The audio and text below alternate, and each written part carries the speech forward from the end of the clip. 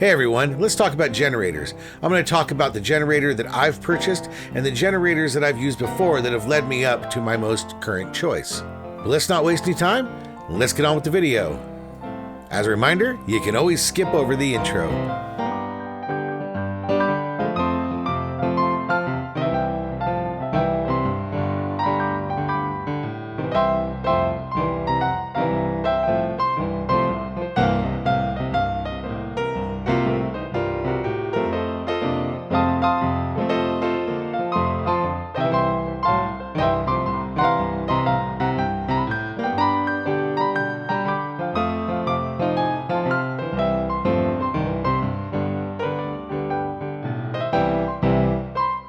I got a lot of great videos coming up. I'm heading to the Southwest, so make sure you subscribe and follow along.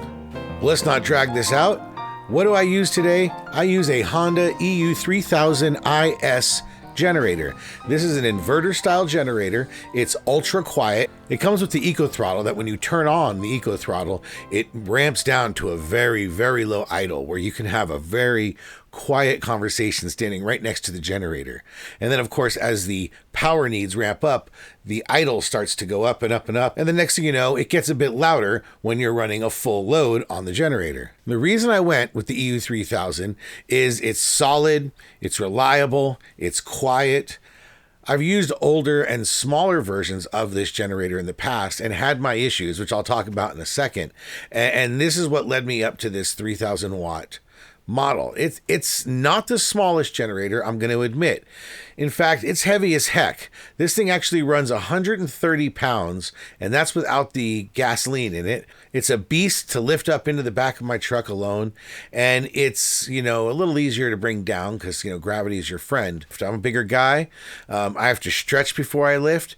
I have the advantage of having a step that comes out of my Ford F-150, right? I have one of those models, so that extra step gives me a middle point so I can lift it up onto the step and then lift it up onto the tailgate. Without that, I don't think I could lift this in the back of my truck by myself. I used to do it more and I would repeatedly hurt myself. I actually bought this back in 2015 when I bought my prior generation of truck, and it's just worked like gangbusters. It always works. I haven't really had any major issues with it, and that stands in contrast with some of the previous Honda generators that I got. This whole line of inverter style generators that Honda puts out, the EU line, whether it's a 2000 watt or a 3000 watt or bigger, they're known in the industry as being one of the most solid generators. So the facts that I had problems with it pointed to some secondary factors that I want to go into. The first one I had was just a Honda EU2000i. It was a real simple 2000 watt generator. You could lift it with one arm and put it in the back of your truck. It's much smaller, and it's in fact quite convenient if you're running your rig without running air conditioning and you don't really use the microwave very much. The problem that I ran into was that we were in the Southwest a lot. We were down in Southern California, going out into the desert. We were often in 100 plus degree or 40 plus degree Celsius weather. And the result was I was always running the air conditioner. Not only was I always running the air conditioner, but I was running the air conditioner and running the generator in this heat. So this put a lot of load, and you really shouldn't run these generators at full load.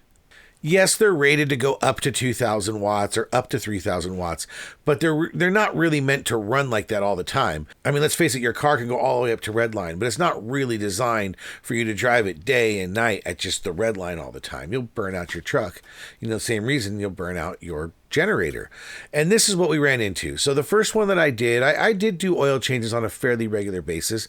I'll talk about how important it is to service these in a moment, but it just clearly wasn't standing up to the extreme loads. Now, we would be out in Quartzsite, or Vegas and in the hot sun. We would be in places where we would run the generator for 2 or 3 days at a time in peak hot temperatures. So again, this generator was getting taxed a lot. Eventually, that one did die. It got really loud and loud and louder and louder, and I realized it wasn't the muffler that was the problem here. It was having real problems.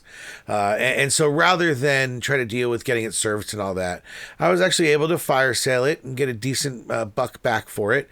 And that led me eventually to buying a new Honda EU2000. But this time, you know, I'm not just going to repeat the same mistakes. So I bought a second one, the Companion Edition. Now, this comes with the built-in modules that you can tie two EU2000 generators together. You can do this on other EU generations. You just have to tie the same size to the same size. And you get nearly double the output. It's really a smart idea on their part. But again, how I was running it all the time had its issues. This is a great way to get some burst power for when you need it. But I was down in Florida at this point. I was driving back and forth the United States from California to Florida and back, all during the hot, you know, times of the year. And so once again, we're running these generators all the time. And it got pretty inconvenient having to fill 2 gas tanks all the time. And then I tried to get some auxiliary gas tanks that you would feed in with special custom tops, kind of like you would do with a boat. And that became just a stinky, gassy mess in the back of my truck. And so again, it was getting pretty complicated. And when one started running a little bad, I took it into a shop in Bakersfield, because that's where we were at the time, to get a warranty fix on it. And the reality is I left there with it working worse than it was. I don't know what those guys did, but they took one that was running a little rough and made it so it basically didn't run at all. I went ballistic. We had all kinds of Karen-like freakouts. And in the end, they really wouldn't honor it. And I was in the middle of moving around the country, so I just didn't have time to sit there and babysit the generator. So I ended up selling the one, again, on, you know, kind of a fire sale. The resale value on these is generally fantastic. You'll find that you can sell them for 80% of what you paid for them, even years after you own it, if you keep it in good condition. These, of course, were in a degraded condition, so I wasn't able to get maybe more than 40% the original purchase price for them. But still, the idea that you can sell a broken generator that's not really working for 40% of what you paid for it still speaks to the resale value of these Honda generators. Now, I was talking about the stats a little bit more about this Honda generator. Here in Canada, right now, the list price is 3,069 Canadian dollars. I'll put here on the screen what that currently converts to in US dollars. Things are a little more expensive sometimes in Canada. I mentioned the resale value on this is really strong, but it's important that you do service this generator at regular intervals. It has a very specified and a rather liberal and relaxed oil change policy, where, you know, you're not really changing the oil except every 100 hours or 6 months. Everyone pushes it harder. I've talked to people who basically say they've never changed the oil in it. I do not recommend that, but it just speaks to the bulletproof nature of these Honda generators, as long as you're running them generally at 80% or less of the load. Oil changes are key here. There's a lot of things on that list that you want to do, but the one thing you really want to make sure you're doing on a regular basis is oil changes. It's really simple to do in these generators, and I have found that, like it specifies, there's slightly different weights of oils you can use if you're going to be running it in very cold temperatures or very hot temperatures. Having run it in both conditions, I definitely recommend changing the oil to match the season. So there are times where I will run an oil based on it being hotter, and I'll make that oil change, you know, in the summer, or I usually do twice a year. So I'll do one sort of in the beginning of summer, and then as the fall comes to kick in, I'll do another one, and I'll switch between the two grades to make sure that I'm trying to match up with the oil temperature. When I go up to tuck for September, I might really make sure I'm ready for some colder temperatures, because I'm probably going in September when it's going to be cold. I'll put a link to it here, but you can see some of the stats on it. It has a 3,000 watt maximum output, but it really is maximum continuous output of 2,800 watts. Again, these things are rated to handle the surge of a start, but then it needs to come back down to less than 100% of the capacity if you're going to use it on a regular basis.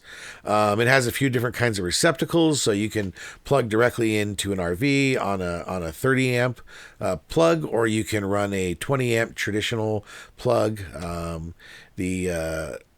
It's a 196cc engine. It has a electric starter, which you can also, you know, use the pull handle. I'll be honest, my battery was dead for a while. I needed to replace it. I was using the pull handle for like a whole season.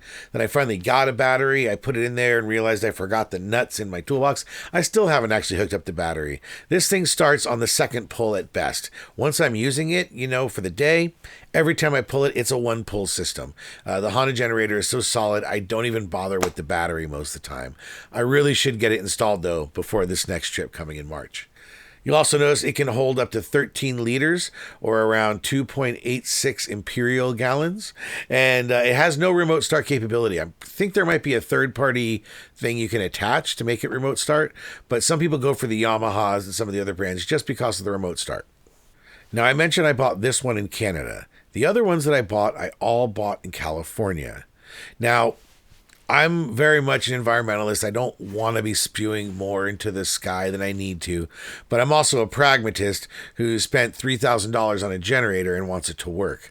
So as a result, I am of the belief that, and I think it's generally accepted, that the CARB compliant models, the California Air Resource Board compliant models, don't have the same performance profile as the ones that come, spewing a little extra stank.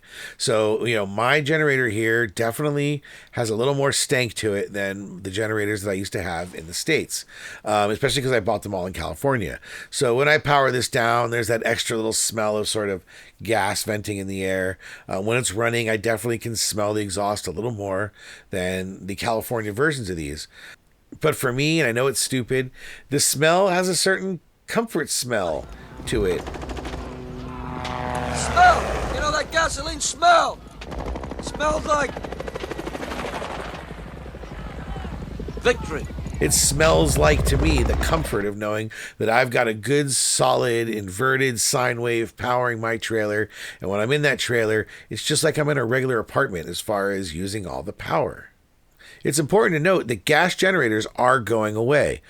California's led the charge, other states are following, and generally that's just an indication that this is what's coming. By 2028, you should expect that, at least in California and many other states, you're no longer going to be able to purchase brand new gas-based small generators. You're going to be able to still buy like propane and diesel. So I expect to see some dual fuel generators really saturating the market at that time. But what you're also going to see is power cells of different types. You're going to see people switching to power cells like the Jackery that they sell, but on steroids, right? Think if you had a Jackery the size of a Honda EU 3000 generator, how much you could charge it up and just run off that while you're on a camping trip or out for a day or two. What if it had some of the same technology, so when you're charging your electric truck, years in the future, you're also charging your electric power cell? Then, of course, there's like the new Ford truck, the Lightning, that's all electric, which if you can actually tow the trailer somewhere to use it with that limited range, you can plug in the trailer to the truck and get your power directly from the truck. The amount of power that you need to move a vehicle down the road for 300 miles is a lot more power than you need to run the television and charge up all your iPhones and your drone in your RV. So it's going to change, and we're going to see it switching to a more electrified model in the coming years. The Ember I have right now is really leading the charge with having all kinds of solar panels and extra lithium-ion batteries. I'll put a link here talking about the Ember itself, so if you want to see a walkthrough of that trailer, you can see how it's really built up to be off-grid. Maybe not for weeks at a time, and you're going to need sunshine for those solar panels to work. But the idea for me is when I go on this next trip, I'm going to see how little I can use the generator. When I go and boondock in my friends' driveways, I'm going to see if I can not plug in at all. How far can I get without using an actual generator and just running off of, the truck charge and the solar charge? We all know it's not going to be that long if I have to run the air conditioner, but I'm going for a road trip in March, so chances are I'm not going to be using the air conditioner too much. I guess if I have one piece of advice is with those bans coming, if you really are looking to get a generator, I would buy one now. I have a feeling the prices might go up as manufacturers start to make less. The resale value of these is really high. So if you buy one in the next few years and you hold on to it, you'll be able to resell it when people can't get brand new ones anymore on the market. To me, this seems like a wise investment. Hey, you're not buying gold here, but you at least have an asset that you can resell if you need to, and you'll get something like 80% or 90% of the value if you sell it soon after you buy it. It's all win. I'm not going to knock the Yamaha and some of the other big brand name versions. I think 10 years ago, I would say just stick with the Honda, don't do anything else. But there's a lot of other brands coming out now that mimic and have followed the style of the Honda and the Yamaha inverter style generator. If you're wondering what that means, there's a bunch of other YouTube channels that'll talk about it. But basically an inverter style generator is where it's AC, turn to DC, and then back to AC again. So you run it through a inverter back to AC. This cleans up the sine wave, and it makes it so that you can plug in your electronics, like sensitive electronics, like computers and such, and get the same clean power that they would expect to get if they were plugged into shore power somewhere. Yes, the Yamaha ones are really nice. Some of them have remote start. I think that's one of the reasons people buy it. They like to just sit there in their RV and go click, click, and turn on the remote start. I have a little bit of worry about that because the general best practice is you should start your generator and then plug in the wire. So I wouldn't really want to be starting the generator with the plug plugged in. But hey, maybe the remote starts are set up so that, you know, until there's a full charge, it doesn't really kick on. Both of these are really expensive. All of these options are the more expensive style, but your fellow campers are going to be happy that you chose this. They won't even hear your generator if you buy this. If you buy one of those crappy contractor style ones, you're going to be making everybody upset. Those things are loud as heck. These are nothing like those kinds of generators. They are ultra quiet. I would say if you see someone with one out there, walk up to it, ask them about it. I bet you they'll show it off for you. I always turn it on and show people how quiet it really is. But it is expensive, and I always say just buy once and cry once. Yes, you'll spend a lot on it, but if you maintain it and you follow that maintenance schedule, you will not regret this choice. And when there's a blackout, you'll be the one smiling in the neighborhood while your refrigerator's powered up, your phones are charged up, and all your neighbors are coming by to see if they can charge their phones on your new generator.